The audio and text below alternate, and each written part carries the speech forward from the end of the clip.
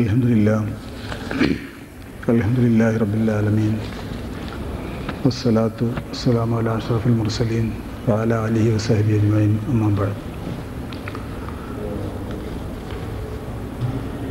വമാ മുഹമ്മദുൻ ഇല്ലാ റസൂലുൻ ഖദ് ഖലത് മിൻ ഖബ്ലിഹി റുസുൽ അഫഇൻ മാത ഔ ഖുതില ഇൻഖലബ്തും അലാ അഅഖാബിക്കും. സദഖല്ലാഹുൽ അദീം.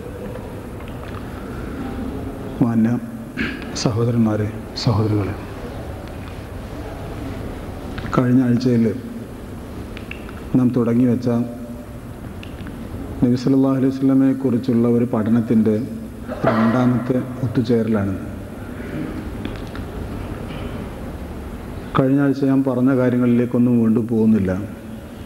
ഒന്ന് നമുക്ക് ഓർമ്മിക്കാനുള്ളത് സമയത്തിൻ്റെ ക്ലിപ്തതയാണ്. കൂടുതലാവാതിരിക്കാൻ ശ്രദ്ധിക്കുക എന്നുള്ളതാണ്. ഞാൻ ശ്രമിക്കാം ഇൻഷാ അല്ലാഹ്. മറ്റൊന്ന്,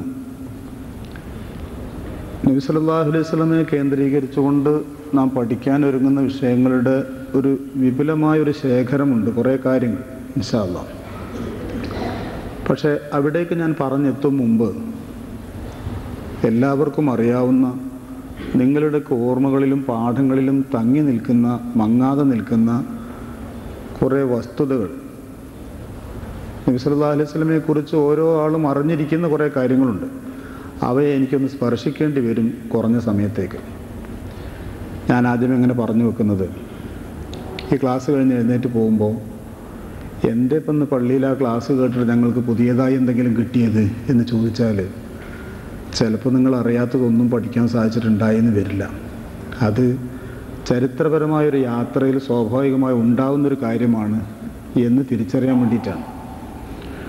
ഏതായിരുന്നാലും അള്ളാൻ്റെ വീട്, അള്ളാഹ്ക്ക് ഇഷ്ടപ്പെട്ടൊരു ഒത്തുചേരൽ, അള്ളാഹ്ക്ക് ഏറ്റവും ഇഷ്ടപ്പെട്ട ഒരു മഹൽ വ്യക്തിയെക്കുറിച്ച്, നാം സ്നേഹിക്കുന്ന മുഹമ്മദ് മുസ്തഫ സല്ലല്ലാഹു അലൈഹി വസല്ലമയെക്കുറിച്ച് ചില കാര്യങ്ങൾ പറയാം. ഏതായിരുന്നാലും അള്ളാൻ്റെ പൊരുത്തം ഉണ്ടാവും എന്ന് ഉറപ്പിക്കാം. ആദ്യം പറയാനുള്ളത് നബി സല്ലല്ലാഹു അലൈഹി വസല്ലമയുടെ ജനനത്തെക്കുറിച്ചുള്ള കാര്യങ്ങളാണ്. അവിടുന്ന് വേണമല്ലോ തുടങ്ങാൻ.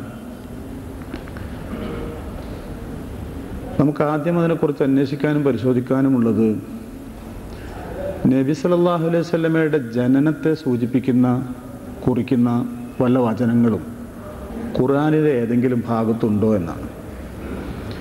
വിശുദ്ധ ഖുർആനെ നമ്മളതിന് കേന്ദ്രമായി എടുക്കാനുള്ള കാരണം, നാം ഖുർആനെക്കുറിച്ച് മനസ്സിലാക്കുന്നതും ഉറപ്പിച്ച് വിശ്വസിക്കുന്നതും അത് പടച്ച തമ്പുരാൻ്റെ വചനങ്ങളാണ് എന്നാണ്. അത് പറയാൻ, നമുക്ക് വിശ്വസിക്കാൻ നമുക്കുള്ള പിൻബലം എന്താണെന്ന് ചോദിച്ചാൽ, ഗുരുനാഥന്മാരോ സമുദായമോ മാതാപിതാക്കളോ പറഞ്ഞു തന്നു എന്നതല്ല.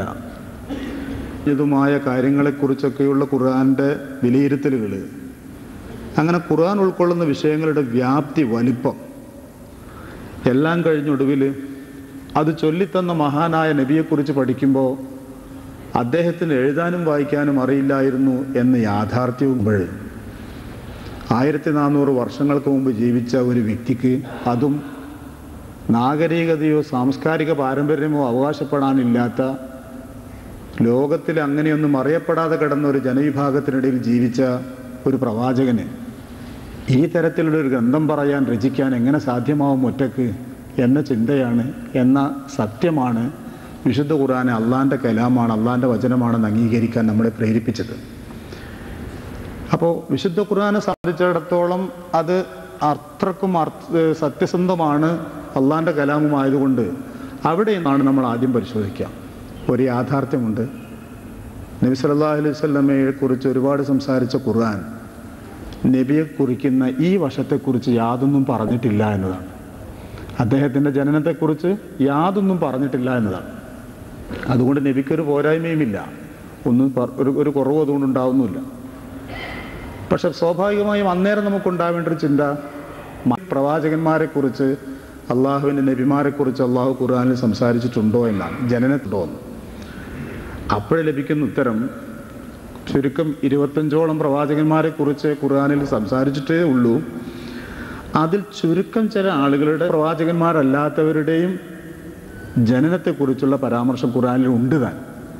ഉദാഹരണമായി സൂറത്ത് മറിയമിൽ ഈസാ നബി അലൈഹി ഇസ്ലാമിനെ കുറിച്ച്, ജീസസ് ക്രൈസ്റ്റിനെ കുറിച്ച്, യേശുവിനെ കുറിച്ച് പറയുന്നൊരു ഭാഗത്ത് സലാമു അലയ്യ യൗമ ഉലിത്തു വ യൗമ അമൂത്തു വ യൗമ ഉബഅസു ഹയ്യ എന്നൊരായത്തുണ്ട്. വസ്സലാമു അലയ്യ ഈസാ നബി അലൈഹി സ്വലാം പറഞ്ഞ വാചകമായിട്ട് ഖുർആൻ ഉദ്ധരിക്കുകയാണ്. അള്ളാഹുവിൻ്റെ സമാധാനം രക്ഷയും ഉണ്ടായിരുന്നു ഞാൻ ജനിച്ച അന്ന്. വയോമ അമൂത്തൂരും ഉണ്ടാവും, വയോമ ഉബഅസു ഹയ്യ, ഇനി ഞാൻ പുനർജനിക്കുന്ന സമയത്തും പടച്ചവൻ്റെ സമാധാനവും രക്ഷയും എൻ്റെ ഭാഗത്തുണ്ടാവും എന്ന് പറയുന്ന ആയത്ത് ഞാൻ നിങ്ങളെ ശ്രദ്ധയിൽപ്പെടുത്തിയത്. അതിന് തൊട്ട് മുമ്പിലും പിറകിലുമായി മറിയം അലൈഹിബണിയാകുന്നതും ആ കുഞ്ഞിനെ പ്രസവിക്കുന്നതിന് വേണ്ടി ദൂരേക്ക് പോകുന്നതും എല്ലാം കൂടിയായിട്ട് ആ ജനന സമയ ചുറ്റുപാടുകളെക്കുറിച്ച് നാളും ദിവസവും ഒന്നും പറഞ്ഞില്ലെങ്കിലും കുറിച്ചുള്ളൊരു പരാമർശം ഖുർആനിലുണ്ട്. ഈസാ നബി അലൈഹി സ്വലാമിൻ്റെ മാതാവിനെ കുറിച്ചും ഇതുപോലെ തന്നെയുണ്ടൊരു പരാമർശം.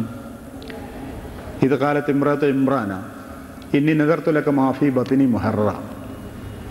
ഇമ്രാൻ്റെ ഭാര്യ പറഞ്ഞു എന്ന് വെച്ചാൽ മറിയം അലൈഹിസ്സലാമിൻ്റെ ഈസാ നബി അലൈഹി സ്വലാമിൻ്റെ മാതാവിൻ്റെ ഉമ്മ മാതാവിന് ഈ മറിയമിന് ഗർഭമുള്ള സമയത്ത് പറഞ്ഞു, ഇമ്രാൻ്റെ ഭാര്യ, ഇന്നി നദർത്തുലക മാഫി ബത്തിനി മുഹറ, പടച്ചവനെ എൻ്റെ വയറ്റിലുള്ള കുഞ്ഞിനെ നിനക്ക് വേണ്ടി ഞാൻ ഒഴിഞ്ഞു വെക്കുന്നു, നിനക്ക് വേണ്ടി ഞാൻ നേർച്ച നേരുന്നു എന്ന് ആ കുഞ്ഞ് ആൺകുഞ്ഞാവുമെന്ന് ധരിച്ചുകൊണ്ട് മറിയം അലൈഹിസ്സലാമയുടെ ഉമ്മ നേർച്ച നേർന്നതായും പിറന്നു വീണ പെൺകുഞ്ഞിന് മറിയം എന്ന് പേര് വിളിച്ച് അത് പെൺകുഞ്ഞായതിൽ പരിതപിക്കുന്നതായും ഒക്കെ പറയുന്നൊരു ഭാഗം ഖുർആനിലുണ്ട്.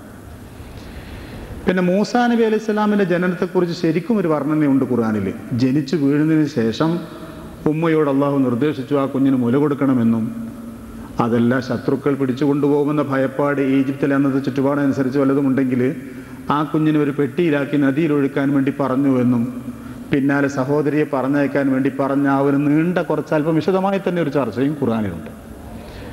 അപ്പോൾ മൂസാ നബി അലൈഹി സ്വലാമിൻ്റെ ജനനവുമായി ബന്ധിപ്പിച്ചൊരു അല്പം കൂടുതൽ വർണ്ണന, പിന്നെ ഈസാ നബി അലൈഹി സ്വലാമിനെയും യേശുവിൻ്റെയും ഒക്കെ ഈ മറിയം അലൈഹി സ്വലാമിനെയും ഒക്കെ കുറിച്ചുള്ള വർണ്ണനകളൊക്കെ ഉള്ള ഖുർആനിൽ നബി സല്ലല്ലാഹു അലൈഹി വസല്ലമയുടെ ജനനവുമായി ബന്ധപ്പെട്ട യാതൊരു പരാമർശവും യാതൊരു ചർച്ചയും നടത്തിയിട്ടില്ല എന്നതാണ് സത്യം.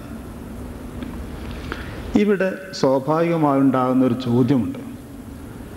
മുഹമ്മദ് മുസ്തഫ സല്ലല്ലാഹു അലൈഹി വസല്ലം അവസാനത്തെ പ്രവാചകനാണെന്നിരിക്കെ കഴിഞ്ഞുപോയ എല്ലാ പ്രവാചകന്മാരുടെയും പഠനങ്ങൾ പൂർത്തീകരിക്കാൻ വേണ്ടി വന്ന പ്രവാചകനാണെന്നിരിക്കെ മറ്റു പല യേശുവിൻ്റെയും മോശയുടെയും മേരിയുടെയും ഒക്കെ ജീവചരിത്രങ്ങൾ പറഞ്ഞ ഖുർആൻ, ജീവിത തുടക്കത്തെക്കുറിച്ച് പറഞ്ഞ ഖുർആൻ എന്തുകൊണ്ട് മുഹമ്മദ് നബി സല്ലല്ലാഹു അലൈഹി വസല്ലമയുടെ ജനനത്തിൻ്റെ തുടക്കത്തെക്കുറിച്ച് എന്തേ പറയാതെ പോയത്?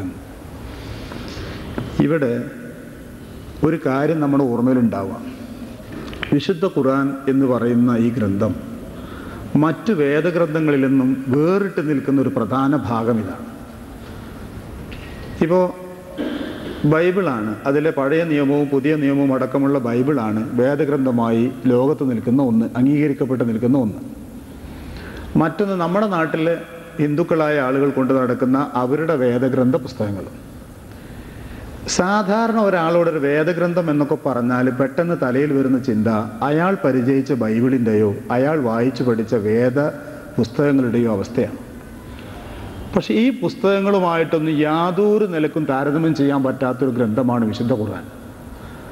അതെന്താണെന്ന് ചോദിച്ചാൽ ആ ഗ്രന്ഥങ്ങളിലൊക്കെയും ആ ഗ്രന്ഥത്തിലെ കേന്ദ്ര ചർച്ചാബിന്ദുവായി നിൽക്കുന്നൊരു കഥാപാത്രം, അത് ചിലപ്പോൾ ഉള്ളതാവാം, ഐതിഹ്യമാവാം, ആരോ ആവട്ടെ, ആ വ്യക്തിയെക്കുറിച്ച് കാര്യമായി പരാമർശിക്കുകയും അയാളുടെ ജീവിതത്തിലെ ഉയർച്ചകളും താഴ്ചകളും വിവാഹങ്ങളും മറ്റുമൊക്കെ ആയിക്കൊണ്ട് പറഞ്ഞു പോകുന്ന ഒരു ചർച്ചാ രീതിയാണ് പലപ്പോഴും കാണാം, വ്യക്തിപ്രധാനമായിക്കൊണ്ട് നിൽക്കുന്നൊരു രീതി.